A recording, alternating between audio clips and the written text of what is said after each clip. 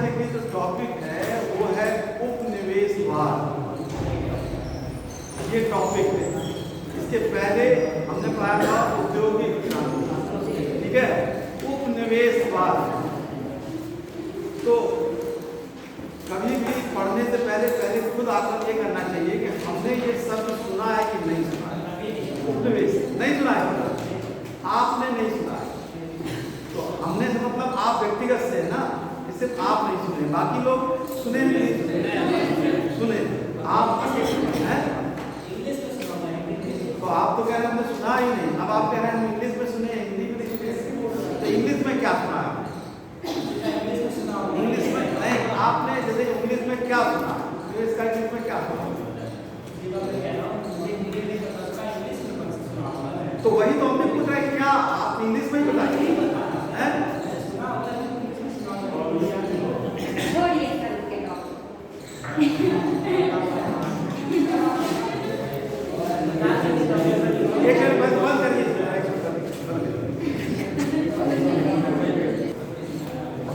देखिए उपनिवेशवाद भले बहुत लोग नहीं भी सुने हैं, लेकिन हमारा देश एक उपनिवेशिक राज्य रह चुका है, एक देश रह चुका है ना, रह चुका है कि नहीं रह चुका है। बार बार ये शब्द आता है, हम लोग भले ध्यान ना दें, लेकिन ये चीज आता है।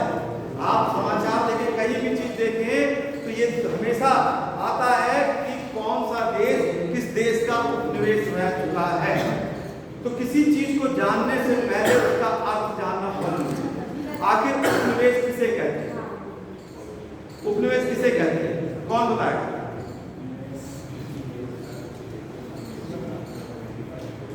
कोई बताएगा? उपनिवेश शब्द आप बताइए। जो देश गुलाम रह चुका है वो उपनिवेश है।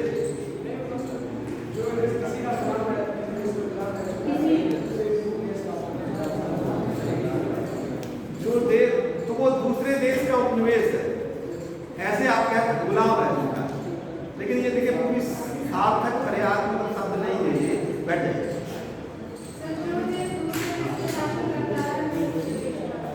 जो देश दूसरे देश के शासन कर लेता है वो अपना, ये देखिए कहीं ज्यादा सही है, कोई एक देश है और वो दूसरे देश या क्षेत्र में अपना शासन स्थापित कर ले और साथ साथ उसका राजनीतिक एवं आर्थिक, देखिए तो हम ध्यान से समझिए, आप राजनीतिक एवं आर्थिक क्षेत्र को भी प्रभावित करे, ठीक है।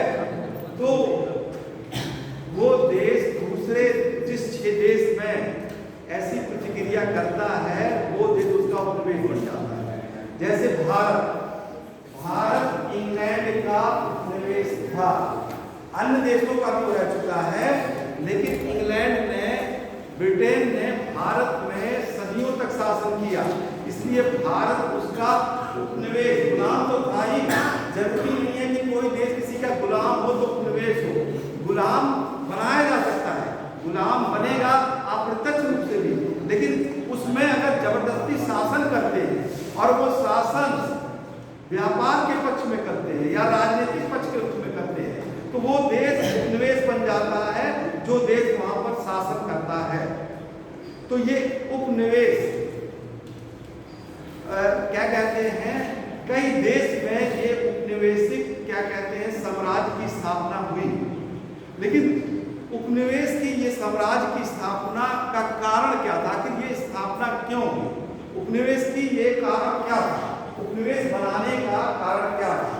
कल तो वैसे हम बता रहे थे आपसे कि औद्योगिक क्रांति हुई, इसने भी उपनिवेशिक साम्राज्य को जन्म दिया।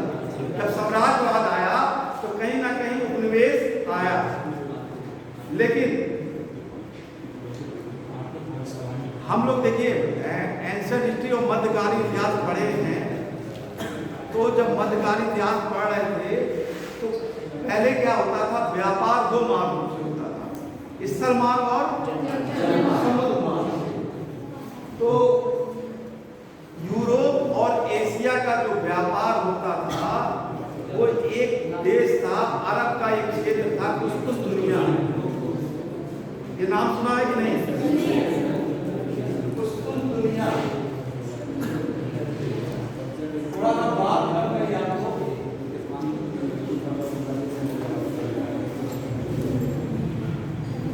देखिए, ये कुस्तुन दुनिया एक क्षेत्र था। यहाँ से यूरोप और एशिया दोनों का व्यापार होता था इस क्षेत्र से। लेकिन एक देश है तुर्की देश है। तुर्की ने क्या किया, इस क्षेत्र पर कब्जा कर लिया। कुस्तुन दुनिया पर तुर्की ने क्या कर लिया? कब्जा कर लिया। इस कब्जा करने के बाद क्या हुआ, एशिया और यूरोप का जो व्यापार है वो क्या कहते हैं, रुक गया। तो जब एशिया और यूरोप में व्यापार रुक गया तो कई देश दुनिया के उन्होंने पे क्या कहते हैं, व्यापार के लिए खोज आरंभ हुआ। उस समय व्यापार के लिए खोज आरंभ हो गया और ऐसे ही यूरोप के 4-5 ऐसे देश थे जहां पे ये शुरू हुआ व्यापार करने के लिए। तो ये देश पहले जहां शुरुआत हुई, पुर्तगाल, स्पेन, फ्रांस एवं इंग्लैंड, इन देशों ने शुरू किया, समुद्री मार्ग खोज किया। कारण क्या था कि ये व्यापार बंद हो गया था। तो कई देश के जो राजा थे, जैसे पुर्तगाल की अगर हम बात करें, वहां एक राजा था हेनरी प्रथम। ये राजा था हेनरी प्रथम ने अपने देश के नाविकों को ये बढ़ावा दिया कि वो जाएं और ये खोज करके निकालें। लेकिन पहले ये समस्या थी दुनिया में कि हम जाएंगे, समुद्र से जाएंगे। जैसे आज आप लोग भी ज्योग्राफी पढ़े हैं, धरती क्या है? गोल है। तो ये तो कब पता चला धरती गोल है? तुरंत तो पता चल नहीं गई। आप ये जान लीजिए कि किसी भी देश को इंडिया के बारे में ही लोग इंडिया के उत्तर में आए, लेकिन उनको दक्षिण की जानकारी नहीं थी। वास्को डी गामा दक्षिण में आया तो उसको उत्तर की जानकारी नहीं थी। ठीक है, तो वैसे ही धरती में आ जाए, धरती गोल है। ये चीज तो बहुत सी चीजें बाद में पता चली है, रिसर्च के बाद। लेकिन एक रिसर्च हो चुका था पहले, कुतुबनुमा। ठीक है, कुतुबनुमा से क्या पता चला? दिशा, कि हम किस दिशा में जा रहे हैं। जैसे मान लीजिए कोई व्यक्ति यहाँ पे है, वो यहाँ चलता है, तो उसको ये मालूम है कि हम यहाँ से चले हैं और यहाँ चल रहे हैं। ठीक है, और यहाँ चले तो यहाँ चले, फिर उसने दिशा लगा तो उसको ये पता चलेगा हम यहाँ से पहले पूरब चले, फिर पूरब से यहाँ उत्तर चले। तो कई देश के नाविक जब इनको नई खोज मिली, तब वो जब जा रहे थे तो जब जाते जाते समुद्र में वो गए, जैसे माने कहीं गए, घूमे और फिर आ गए। तो एक स्थान से कोई गया ऐसे और ऐसे लौट के फिर आ गया, उसी स्थान पे पहुंच गया मालिक। तो उसको ये तो जानकारी हो गई कि ये क्या कहते हैं, हम राउंड करके उसी स्थान पे आ सकते हैं। ठीक है, तो ये दिशा से क्लियर होने लगा कि हम उस स्थान पे फिर पहुंच सकते हैं। पहले ये होता था कि कोई व्यक्ति बहुत पहले से खोज शुरू हो रही थी, समुद्र पर जाते थे, वो गायब हो जाते थे, उनको पता ही नहीं चलता था कि हम किस दिशा में जा रहे हैं, कहाँ जा रहे हैं, तो चले जाते थे। तो उस समय जब ये दिशा सूचक यंत्र की खोज हो चुकी थी, तो बड़े बड़े क्या कहते हैं नाविक निकले। ये वो निकले तो थे क्या कहते हैं व्यापार की खोज से, लेकिन उन नाविकों को ये मालूम नहीं था कि वो खोज तो अपने व्यापार के लिए कर रहे हैं, कि वो एक महाद्वीप का ही खोज कर देंगे, एक देश का ही वो खोज कर देंगे, वो निकल पड़े। तो ऐसे प्रयास करने में सफलता मिली। पहले क्या कहते हैं स्पेन का जो नाविक था, क्या नाम था, कोलंबस, वो गया और अटलांटिक महासागर, यहाँ एक तो नक्शा होना चाहिए, जाने कैसे जागृति की पढ़ाई हो रही है। इसको बंद करिए एक सेकंड में, हम इसलिए हम हिस्ट्री पढ़ाते हैं तो हमको नक्शा आप देखेंगे तो हमें क्या कहते हैं, उत्तरी अमेरिका महाद्वीप और यूरोप का महाद्वीप, स्पेन किस महाद्वीप में, यूरोप में, और अमेरिका उत्तरी अमेरिका। तो वो पहुंचा 1494 ईस्वी में, 1494 ईस्वी में वो पहुंचा। तो वहां पर उसने क्या कहते हैं, एक नए द्वीप में वो पहुंचा, और उस समय उस द्वीप को न्यू इंडीज कहा गया। जब वो पहुंचा तो उस द्वीप का नाम रखा गया न्यू इंडीज।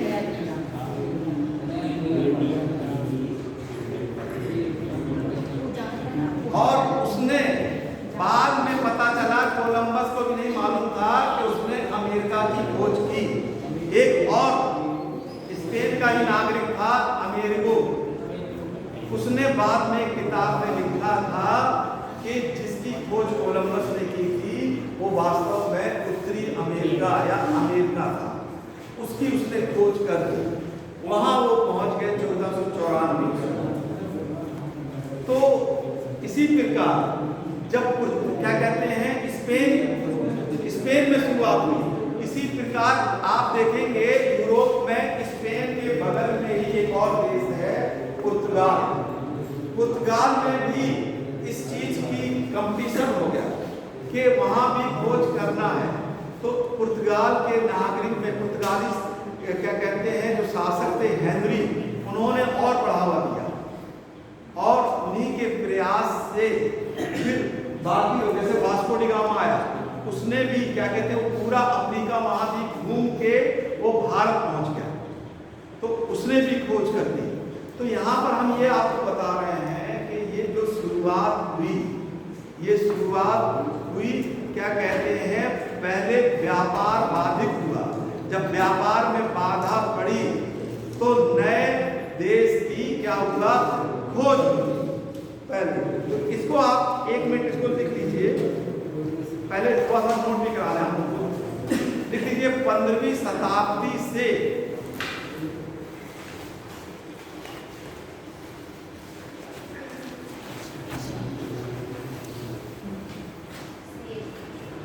15वीं शताब्दी से 20वीं शताब्दी के बीच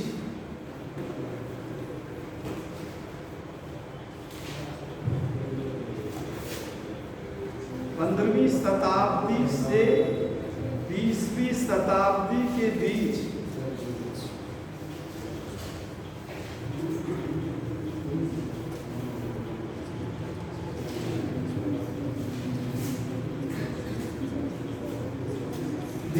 के काल को उपनिवेश का काल कहते हैं।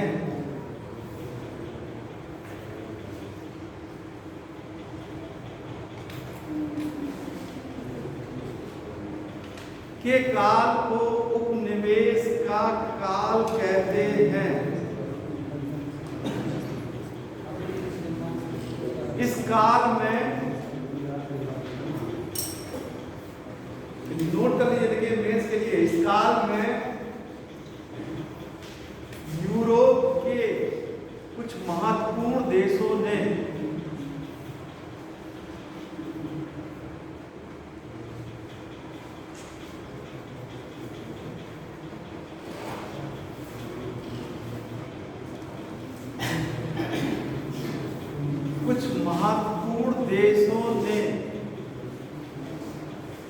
दुनिया के कुछ देशों की खोज की, जिसके फलस्वरूप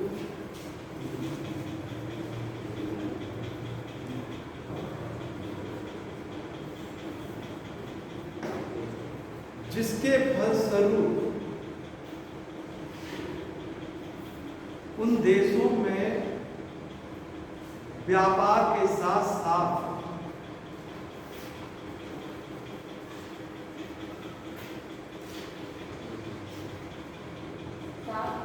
व्यापार के साथ साथ उपनिवेश की भी स्थापना हुई।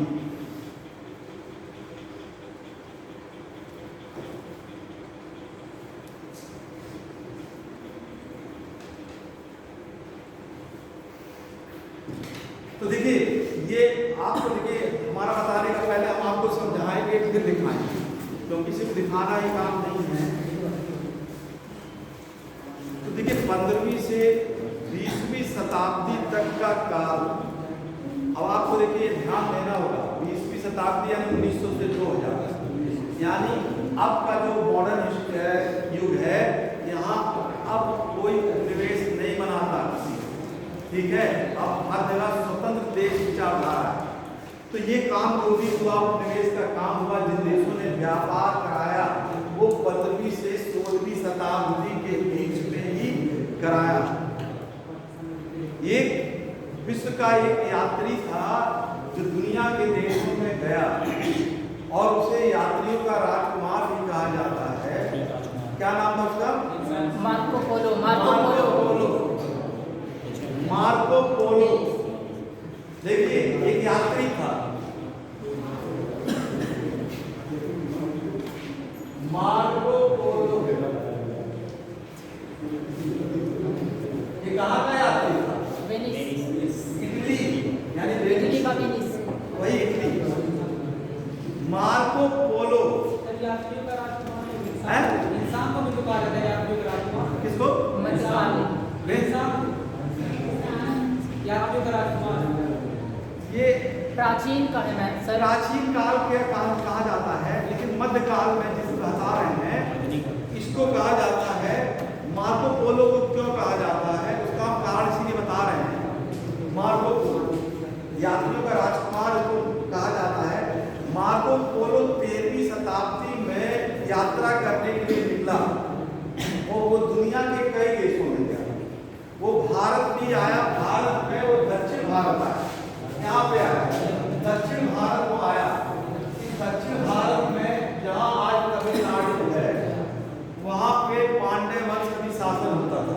तो वो भारत में आया, भारत के साथ साथ वो चीन में भी आया। तो जब वो आया तो आने के बाद वो अपने देश में लौट गया और दो देश में जब वो लौट गया तो उसने एक किताब लिखी अपनी। उस किताब में उसने दिखाया कि इन पूर्वी देशों में, देखिए वो पश्चिम से आया था तो उसकी किताब छपी। उस किताब में उसने दिखाया कि ऐसी बहुत सी वस्तुएं जो पश्चिमी देशों में नहीं पैदा होती हैं वो पूर्वी देशों में होती हैं।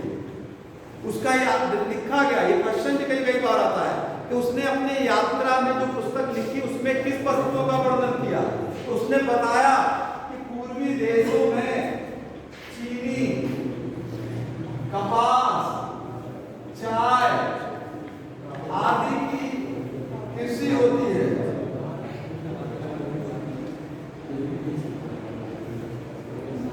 तो इसकी इस किताब को जब ये छपी किताब, उस समय आप ये समझिए कि किताब के प्रति आकर्षण कितना था, जितना आज मोबाइल के प्रति है, जितना आज नेट के प्रति है, उससे ज्यादा कहीं ज्यादा आकर्षण था।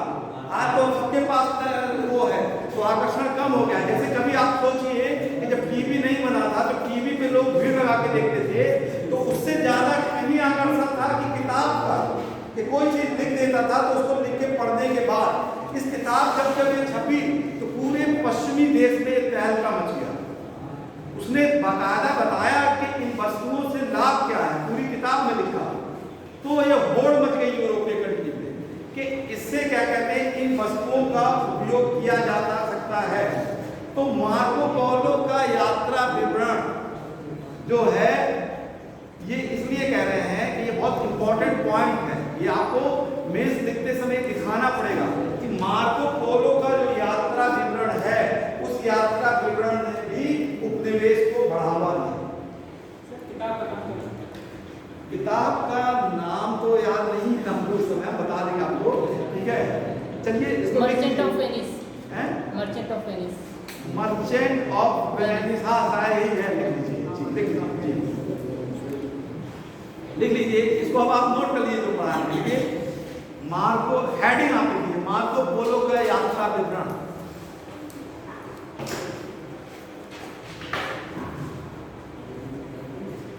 मार्को पोलो का यात्रा विवरण।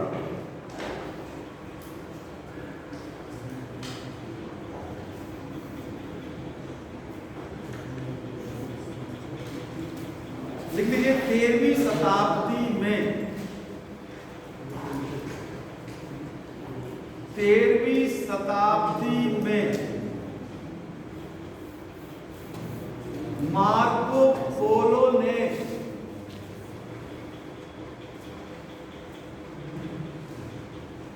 चीन एवं पूर्वी देशों की यात्रा की।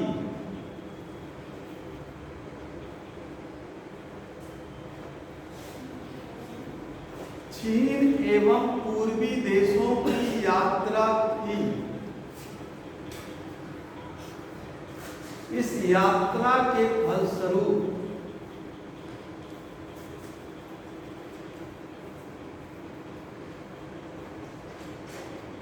मार्को पोलो के द्वारा लिखित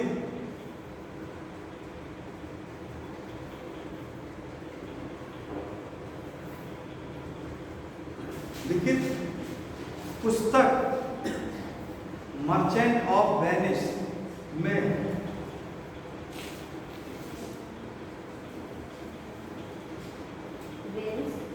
मर्चेंट ऑफ वेनिस में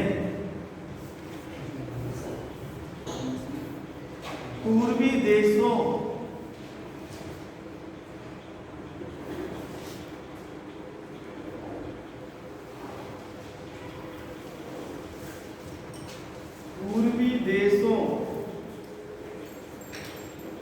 में प्राप्त होने वाली वस्तुएं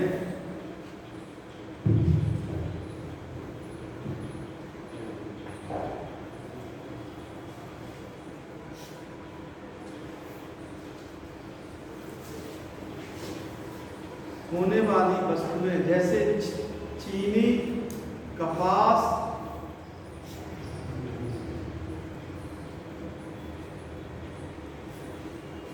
तंबाकू,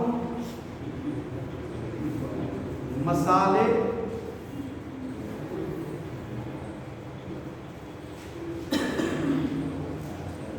तंबाकू में डालिए, चीनी, कपास, मसाले आदि का उल्लेख किया।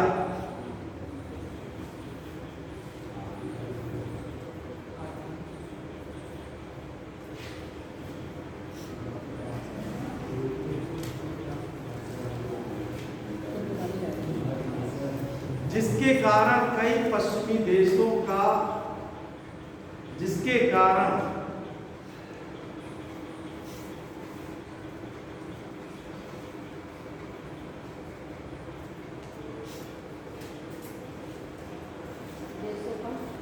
देशों का आकर्षण पूर्वी देशों की ओर बढ़ गया।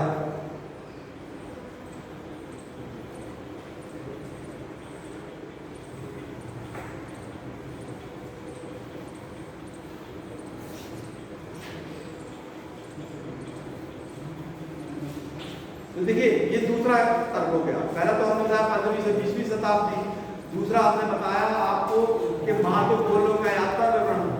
तीसरा बहुत इंपॉर्टेंट पॉइंट है 1453 में क्या कहते हैं, तुर्की का कब्जा करना। लिख दीजिए, हेडिंग है 1453 ईस्वी में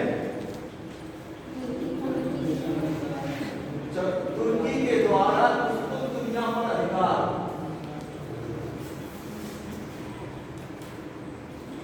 तुर्की के द्वारा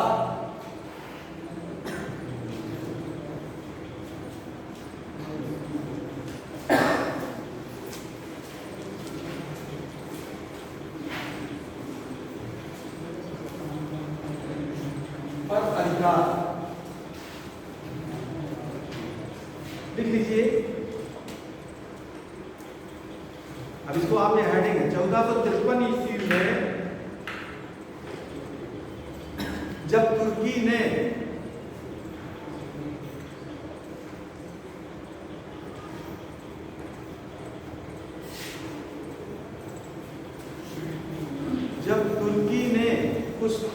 दुनिया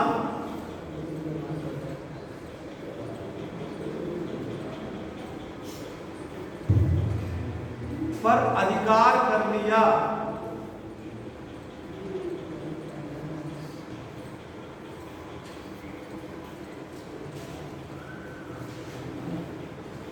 तब यूरोप एवं एशिया का व्यापार बंद हो गया।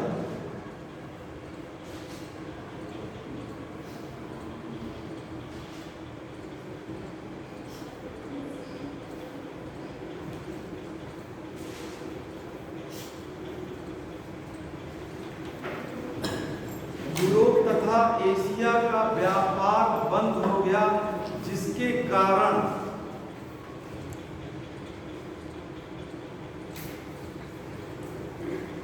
व्यापार करने के लिए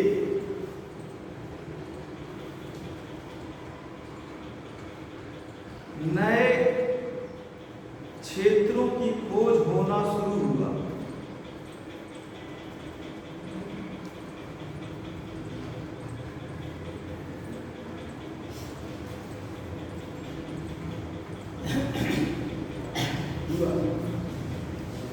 इससे आगे चलकर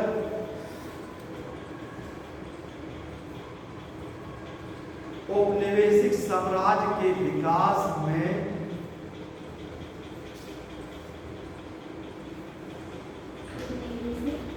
औपनिवेशिक साम्राज्य के विकास में सहायता मिली।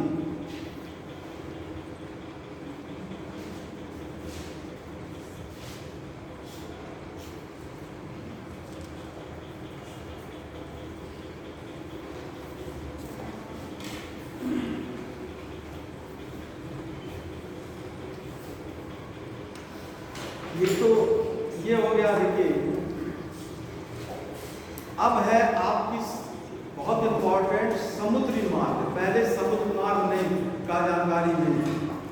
जैसे आप ये समझ लीजिए कि कोई यात्री कहीं भी आता था, वो अपने देश लौट नहीं आता था। ऐसा सुना गया है कि पुर्तगाल में जब वास्को डी गामा भारत आया था, उसके पहले कई टीम पहले खोज के लिए निकली थी, लेकिन उनका आता पता ही नहीं चला। तो जब समुद्री यात्रा की जानकारी हो गई, तब उसके बाद जैसे मान लीजिए कोई दल आपने भेजा कहीं पे खोज के लिए, वो दल वापस ही नहीं आया, ठीक है? तो समुद्र में खोज आते थे उस समय। देखिए, वो इसलिए जाते थे, उस समय समुद्री डाकू होते थे, मार देते थे। समुद्री डाकू तब क्या कहते हैं, लगे रहते थे बहुत ज्यादा। अरे आप उस समय कह रहे हैं 19वीं शताब्दी तक की समुद्री डाकू थे, जब पुर्तगाल मुगल काल तक क्या कहते हैं समुद्र में डाकू छुपे रहते थे, वो माल लूट लेते थे।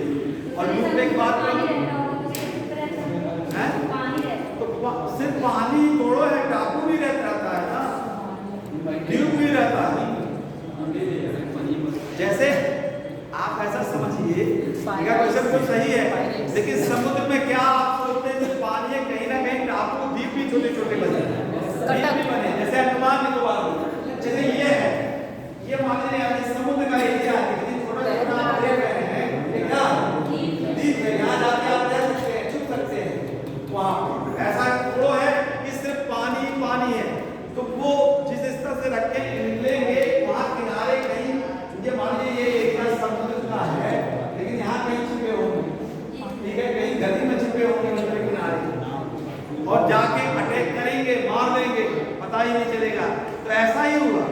तो जब तक कब तक हुआ, जब तक समुद्री मार्ग का पता नहीं चला, और जब समुद्री मार्ग का पता चल गया, तब क्या कहते हैं कि इस खोज में यानी उपनिवेश का विस्तार हुआ।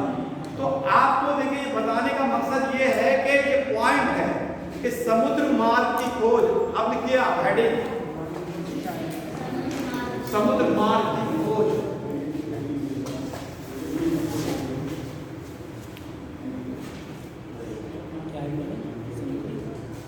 उपनिवेश की स्थापना में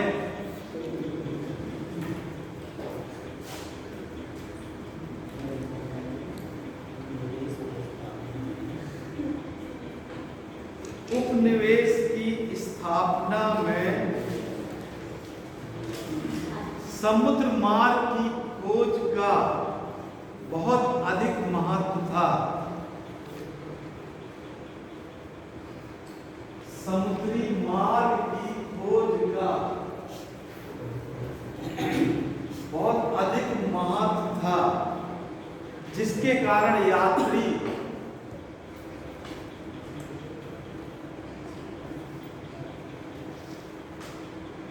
अपने देश में पुनः वापस आ सकते थे।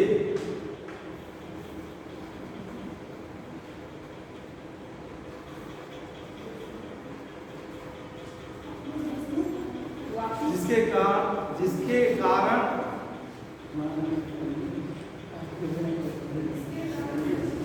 यात्री अपने देश में पुनः वापस आ सकते थे। इसके साथ साथ कुतुबनुमा नामक यंत्र के आविष्कार होने के कारण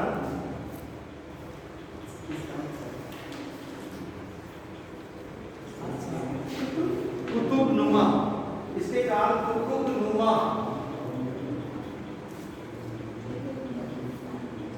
नामक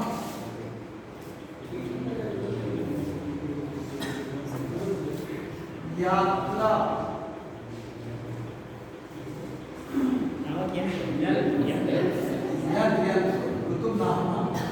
यंत्र की खोज के कारण भी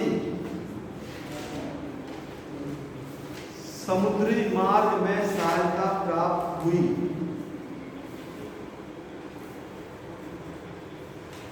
जिससे औपनिवेशिक साम्राज्य को बढ़ावा मिला।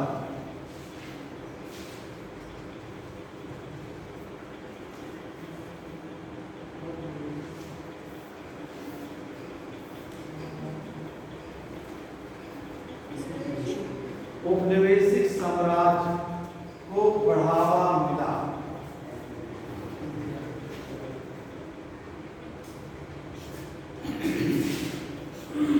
तो यहाँ ये बताइए, औपनिवेशिक साम्राज्य को बढ़ावा मिलने का मतलब क्या है? ज्यादा साम्राज्य विस्तार हुआ, साम्राज्य विस्तार। मतलब क्यों होगा? फिर बढ़ा क्यों? नए नए माल की खोज हो गई ना, तो लोग आकर्षण बढ़ा, और आकर्षण बढ़ने के कारण उद्देश्य तो था व्यापार करना, लेकिन अब वो सुरक्षित अपने घर पे आ सकते थे। अब मार्ग ये पता चल गया था, ठीक है, ये मार्ग पता चल गया था कि जाएंगे तो ऐसे लौट के फिर चले आएंगे। दुनिया है तो गोल, लेकिन रास्ता बहुत लंबा है, कहाँ पहुंच जाएंगे क्या नहीं। हम जो कोलंबस की बात आपको बता रहे हैं, दिक्कत तो ये है कि कोलंबस तो भारत को खोजने निकला था, लेकिन कहाँ पहुंच गया? अमेरिका पहुंच गया। यानी वो मार्ग से क्या हो गया? विचलित हो गया। तो देखिए, कोई विकास तभी होगा जब कोई चीज सुरक्षित हो जाती है। तो सुरक्षित होने के कारण ही, लेकिन आपको एक चीज देखिए, आप पढ़ते समय ध्यान रखिएगा, हमने क्या बताया? ये उपनिवेश कितनी शताब्दी के बीच में चला? 15 से 20। ये तो प्रारंभ में था। प्रारंभ में उपनिवेश में नई नई खोज हुई, नया नया व्यापार की बात थी, व्यापारी आए अपना व्यापार करना शुरू किए। लेकिन 18वीं शताब्दी के उत्तरार्ध में जब उद्योग लगना शुरू हुआ, तो उद्योग लगना शुरू हुआ। उपनिवेश वास्तव में उपनिवेश चरितार्थ तभी हुआ जब वहां पर हमने जो परिभाषा बताई है कि वहां पर प्रशासन भी करना। जैसे आप ऐसे समझिए कि इंग्लैंड यानी और भारत का अगर रिलेशन समझें तो 1600 ईस्वी में कंपनी बनती है। कंपनी का मतलब होता है व्यापार करना। एक नारा दिया गया था उस समय महारानी एलिजाबेथ ने, और वहां क्या नारा था? ये क्वेश्चन आता है, हम बता भी चुके हैं। एक नारा दिया गया था जब एक कंपनी बन रही थी, तो 1600 ईस्वी में नारा दिया गया कि कंपनी का उद्देश्य क्या है? किसी को नहीं मालूम। कंपनी का ये उद्देश्य था कि केवल व्यापार करना है, भूभाग नहीं। ये क्वेश्चन आता है विकल्प में, ये हम बताए हैं, शायद आप नोट किए कि नहीं, ये बताया है हमने कि कंपनी का पहले उद्देश्य था व्यापार यानी उपनिवेश करना नहीं था, व्यापार करना था पहले। व्यापार सिर्फ हम आपसे व्यापार करके चले जाएंगे, यहाँ कोई शासन नहीं करेंगे, ये व्यापार करना था उद्देश्य, उपनिवेश नहीं करना था। लेकिन 18वीं शताब्दी के उत्तरार्ध में जब औद्योगिक क्रांति इंग्लैंड में शुरू हो गई, और इंग्लैंड में जब औद्योगिक क्रांति शुरू होती है तो वो उस समय भारत के बहुत बड़े क्षेत्र पे वो क्या कहते हैं, वो व्यापार करना उसने शुरू कर दिया था। अगर हम 1733 से 1780 के बीच में देखें, इंडिया का मैप देखें, तो वो लोग बंगाल में, पश्चिम में सूरत में, पूरब में कर्नाटक, आंध्रा में अंग्रेज लोग पहुंच चुके थे, भारत में यहाँ पहुंच चुके थे, यहाँ पहुंच चुके थे, और ये सूरत और बम्बई यहाँ पहुंच गए थे। वो 4 बड़े-बड़े स्थान हैं। तो उस समय कहने का ये मतलब है कि जब औद्योगिक क्रांति शुरू हुई तो उसके बाद उपनिवेशिक प्रक्रिया बढ़ी गई। तो अब जो है उपनिवेश की नई परिभाषा शुरू हुई, यानी प्रशासन करना। तो जब प्रशासन करना 18वीं शताब्दी में अधिक से अधिक शुरू हुआ, उसके पहले सिर्फ व्यापारी लोग करते थे। तो अब उपनिवेश के लिए सबसे बड़ी चीज हो गई कि वस्तुओं की आवश्यकता, यानी कच्चे माल की आवश्यकता। अगली हेडिंग आपकी है कच्चे माल की आवश्यकता।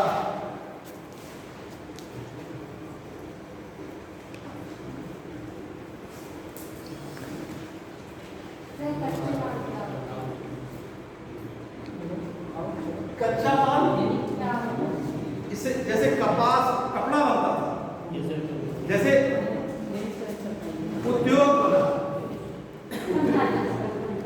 देखिए, अच्छा आप लोगों का पहले नहीं आया, कच्चा माल क्यों बनाया गया? कच्चा माल क्यों बनाया जाता?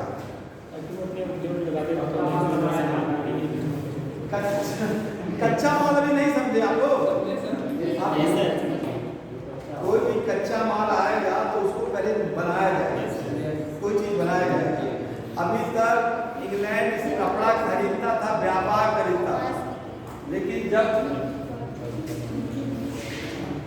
समझा मान लीजिए उद्योग है, इंडस्ट्री लग गई, तो इंडस्ट्री मान लीजिए किसी चीज की इंडस्ट्री लगी, तो इंडस्ट्री में क्या बनता है? सामान बनेगा ना, ठीक है, सामान बनेगा। जो सामान आता है उसको कहते हैं प्राथमिक चीज, पहली चीज, ठीक है। जैसे खेत से गेहूं कटता है, खेत से क्या करता है? गेहूं। तो गेहूं हम पिसने के लिए जाएगा उद्योग, ठीक है, इसका क्या बन गया? आटा बन गया ना, आटा बन गया। तो आटा कहाँ बना? फैक्ट्री। तो जो गेहूं है वो कच्चा माल है। हम लोग गेहूं खाते हैं कि आटा खाते हैं? कहने का मतलब आटे से पका के खाते हैं, गेहूं से नहीं ना पकाते, ठीक है। तो यहाँ आपको समझाने के लिए यही मतलब है कि ये कच्चा माल, कोई भी कच्चा माल आएगा तो यहाँ विदेशी लोग यहाँ गेहूं लेने के लिए नहीं, कच्चा माल कपास, जिससे ये कपड़ा पहनते हैं, कपड़ा बांधते हैं, उस कच्चे माल की उनको आवश्यकता हो। तो पहले भारत में कपास बहुत पहले कच्चा, और इस कपास को वो लोग इंडस्ट्री में ले गए और वहां से कपड़े बनाने लगे। दुनिया में उस समय सबसे बड़ी डिमांड थी कपड़े की। सबसे पहली चीज, खाने पीने के लिए तो वस्तुएं उपलब्ध थी, कोई आदमी खा लेता था, लेकिन क्रांति आई कपड़ों से ही, ठीक है। वो आज भी है, कपड़ों का मांग आज भी है, ठीक है। तो पहले क्रांति आप जान लीजिए, औद्योगिक क्रांति की शुरुआत बार बार बताते हैं इस चीज को। कपड़े से ही आई। तो ये उन लोगों ने कच्चा माल उनको चाहिए था, विदेशी वालों को, जिन्होंने उद्योग लगा दिया, उन्होंने खोज तो कर ली उद्योग की, लेकिन एक उद्योग के लिए कच्चा माल कहाँ से आया? तो इसके लिए उन्होंने उपनिवेश बनाना शुरू किया कि ऐसे देश में कोई, हम आपसे कहते हैं कि आप लोगों के यहाँ गेहूं है, हम आपसे गेहूं ले लें और आटा बना, गेहूं हमने आपसे 10 रुपए का लिया और हम आटा लेके पैक करके आपको 100 रुपया में देंगे तो अच्छा लगेगा आपको? नहीं लगेगा ना। तो यही सीन इंडिया के साथ हुआ कि कोई पहले तो भारतीय लोग कपड़ा बनाते थे अपने हाथ से, हथकरघा उद्योग लगाते थे, लेकिन अब जब उपनिवेशिक काल में क्या हुआ कि कच्चा माल यहीं से ले जाने लगे, यहाँ से भी, चीन से भी, हर जगह से कच्चा माल ले जाने लगे और कच्चा माल को वो लोग क्या कहते हैं, निर्मित करने लगे। तो यहाँ एक कच्चे माल की जो हेडिंग लिखवाना है, इसके कारण बहुत आवश्यकता हुई। सबसे बहुत मेन पॉइंट यही था कि अब वो लोग चाह रहे थे कि कहीं भी कच्चा माल सिर्फ इंग्लैंड में ही नहीं आवश्यकता थी, पुर्तगाल में भी आवश्यकता थी, फ्रांस में भी आवश्यकता थी, आगे चलकर अमेरिका में भी आवश्यकता हुई। तो ये होड़ लग गया, कंपटीशन लग गया कि अधिक से अधिक कच्चा माल पूरी दुनिया से ले जाइए। लेकिन कोई भी देश, आप हमको गेहूं ऐसे आसानी से नहीं देंगे, तो जब नहीं देंगे तो हमको प्रशासन करना पड़ेगा, कब्जा करना पड़ेगा क्षेत्र में। तो ब्रिटिश सरकार ने क्या किया, हम यहाँ चूंकि इंडिया का एग्जाम्पल इसलिए दे रहे हैं कि आप लोग इतिहास में पढ़े हैं कि ब्रिटिश सरकार ने हम लोग को गुलाम बनाना शुरू किया, हम पर प्रशासन करना शुरू किया। जब हम लोग आजकल किससे बंधे हैं? प्रशासन से बंधे, ठीक है? थोड़ी एक सेकंड बंद करिए, कोई चीज बताने में आया कि नहीं आया? तब दुनिया के कई देशों ने, कई देश में प्रशासन करना शुरू किया। ऐसा नहीं है कि भारत में, अफ्रीका महाद्वीप में स्पेन ने कई देशों को कर दिया। यहाँ तक कि स्पेन ने स्वेज नहर, सुने हैं? स्पेन ने जाके स्वेज नहर पे कब्जा कर लिया। स्वेज नहर है कहाँ?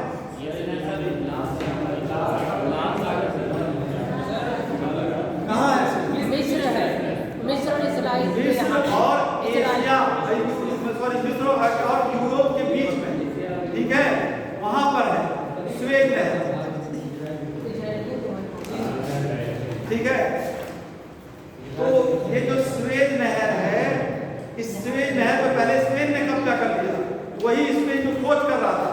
उसके बाद स्पेन का देखा देखी स्वेज नहर पर कब्जा किया और आगे चल के ब्रिटेन ने क्या किया, वहां के व्यापार पे कब्जा कर लिया।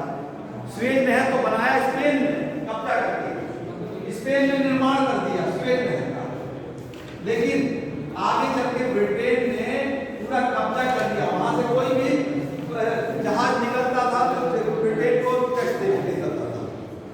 तो कहने का ये मतलब है कि ये उपनिवेश की स्थापना के पीछे कच्चे माल की आवश्यकता बहुत बड़ी थी।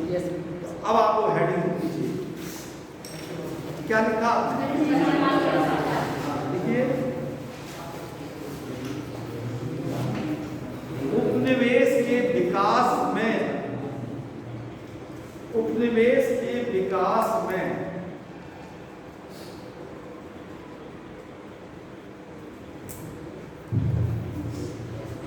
औद्योगिक क्रांति के समय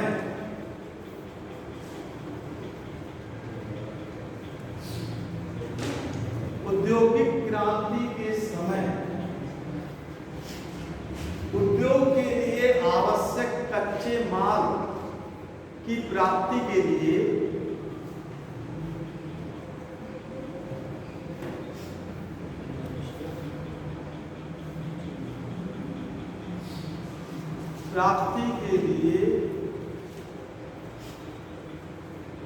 कई देशों ने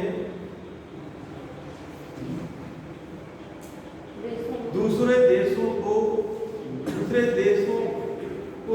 उपनिवेश बनाना शुरू किया।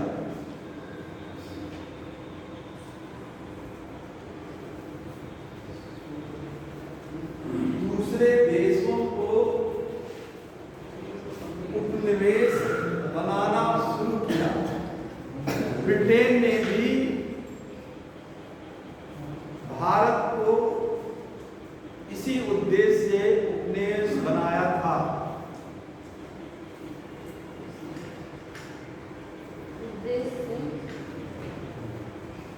इसी उद्देश्य से उपनिवेश बनाया था।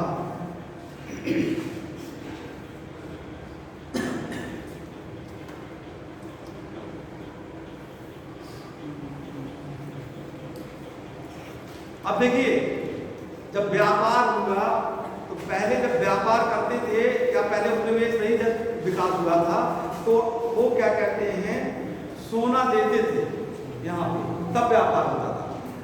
अब आप देखिए कि ज्यादा से ज्यादा उपनिवेशिक देश से सोना एकत्रित होने लगा, सोना ले जाने लगे, स्वर्ण ले जाने लगे। ये भी एक कारण बताया गया है कि सोने की अत्यधिक मांग होने लगी दुनिया में, अधिक से अधिक जितनी भी दुनिया के खदान थी वहां सोने पाए जाने लगे।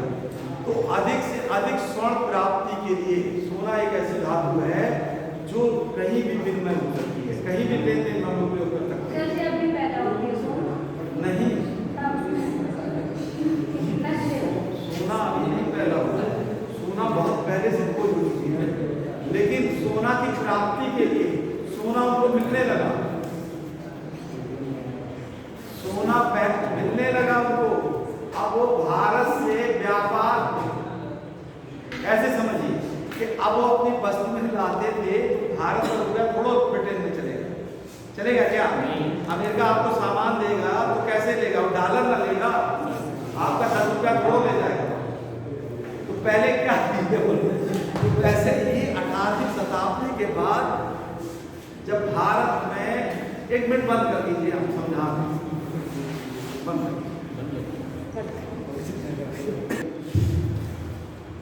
तो देखिए आपका ये, अब लिख लीजिए, हेडिंग लिखना है, स्वर्ण जैसी बहुमूल धातु,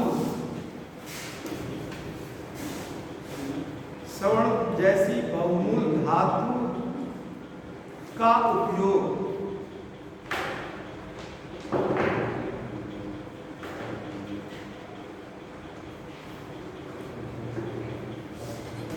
लिख लीजिए, स्वर्ण जैसी बहुमूल धातु के ये हेडिंग है, लेकिन यही लिखिए आप आगे, स्वर्ण जैसी बहुमूल धातु के अधिक से अधिक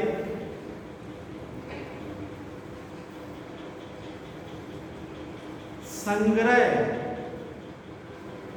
की प्रतिस्पर्धा ने औपनिवेशिक साम्राज्य की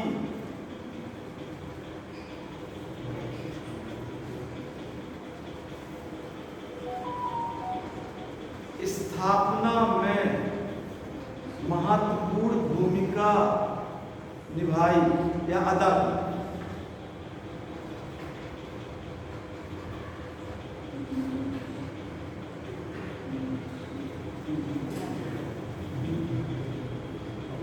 अब देखिए, ये यूरोपीय, पुर्तगाल, स्पेन, फ्रांस, इंग्लैंड में कंपटीशन हो गया कि अधिक से अधिक उपनिवेश में कच्चे माल तो ले ही जाओ, लेकिन सोना भी अधिक से अधिक ले जाओ।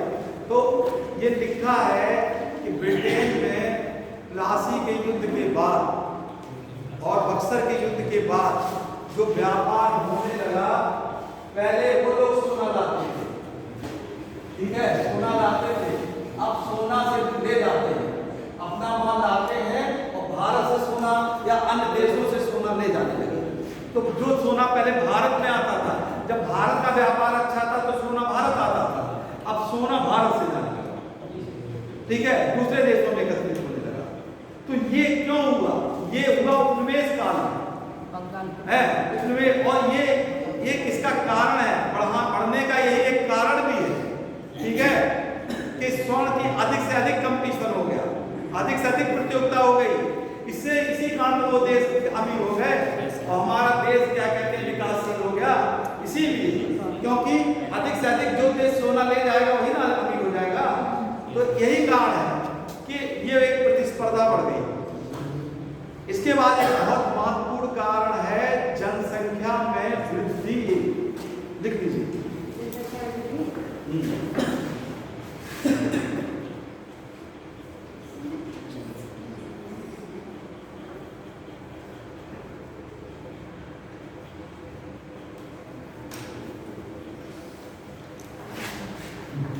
लिख लीजिए, औद्योगिक क्रांति के फलस्वरूप यूरोप के कई देशों में, औद्योगिक क्रांति के फलस्वरूप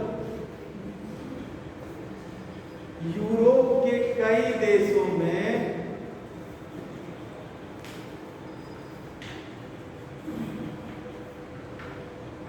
जनसंख्या की अत्यधिक वृद्धि होने लगी,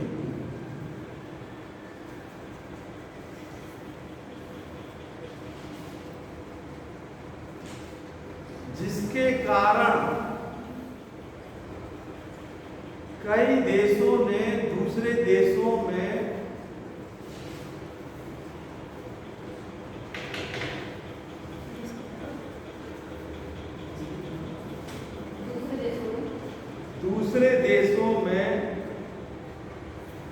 उपनिवेश करना शुरू किया।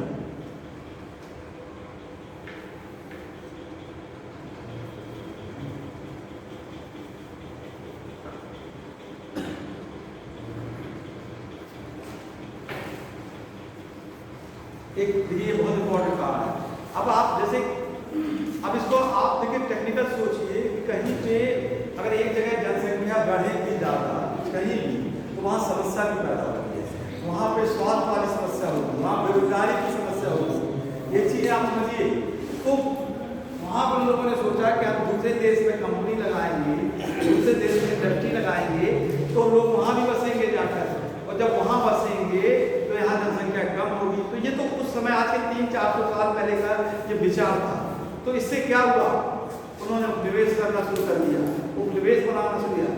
इसीलिए अब आप देखिए ऐसे समझिए, इंग्लैंड में जब 1947 में देश आजाद हो रहा था तो उस समय के गवर्नर जनरल और वहाँ के देश ने कहा कि हमने यहाँ तक इतना शासन किया है पूरे देश में, तो हमारे बहुत से लोग यहाँ बस गए हैं, ठीक है, इतना शासन किया, तो उनके लिए आप क्या करेंगे, हम उसको कुछ सुविधा दीजिए।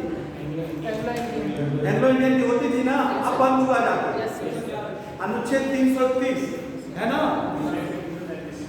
हाँ, तो ये एंग्लो इंडियन का कॉन्सेप्ट क्यों आया, इसीलिए आया।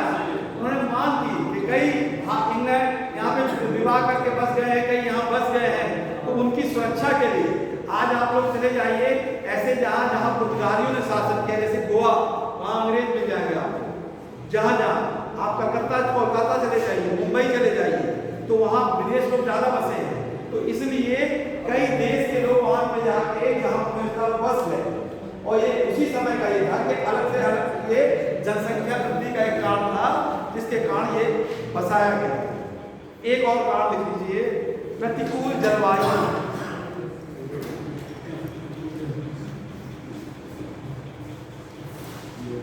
प्रतिकूल जलवायु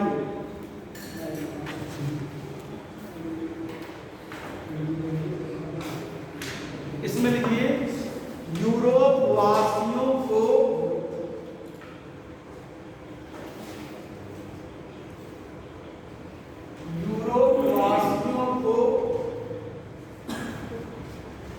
अपनी व्यापारिक गतिविधियों के फलस्वरूप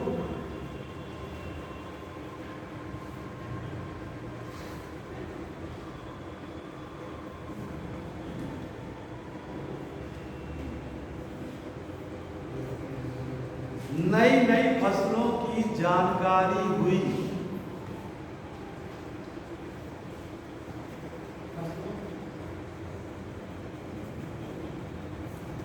जैसे तंबाकू,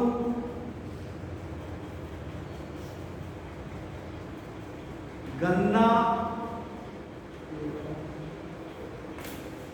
चाय, जूट आदि।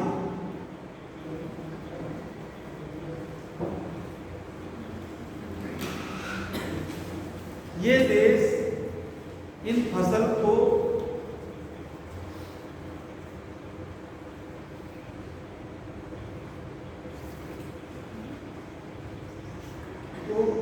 अपने देश में, अपने देश की जलवायु में विकास नहीं कर सकते थे,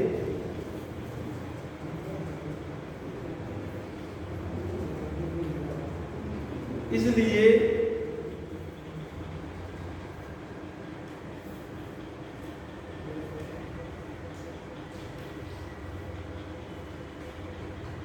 उन्होंने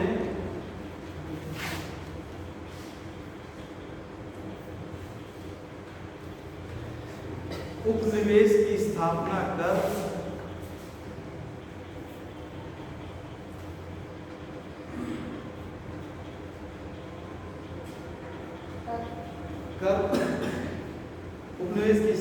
कर इन फसलों के व्यापार करना शुरू किया।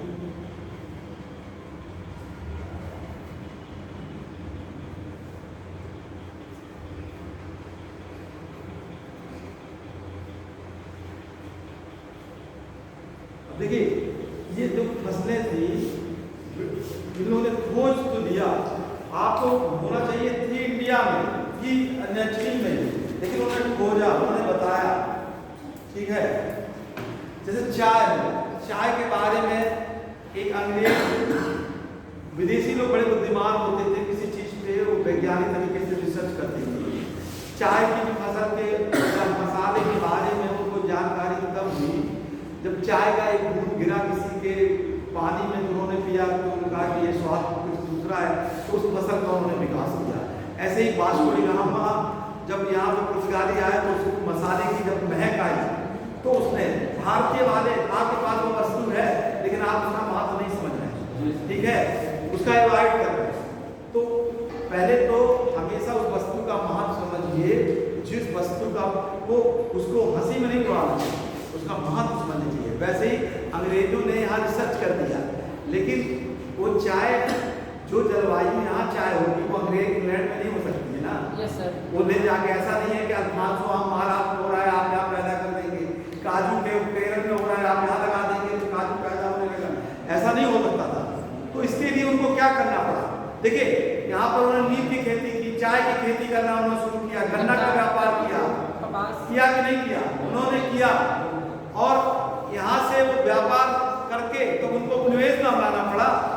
तो इसका क्या कारण हुआ कि जलवायु अगर उन्हीं के यहाँ ये पैदा होती तो उनको ये जरूरत नहीं क्या थी कि आज आपका उपनिवेश बना। तो इसलिए उन्होंने अपने विकास के लिए दूसरे देशों का पहले विकास किया, भले उपनिवेश बनाया। तो चाय की खेती, तो चाय तो पी के चले गए, लेकिन चाय आपको भी पिला के चले गए, ठीक है, कहने का मतलब हम लोग पीते हैं पी। तो कहने का यही मतलब है कि उपनिवेश की स्थापना के लिए जलवायु एक बहुत बड़ा कारण था। इस जलवायु के, विषम जलवायु के कारण ही उपनिवेश का विकास हुआ। चलिए आज के लिए थैंक यू सर। मतलब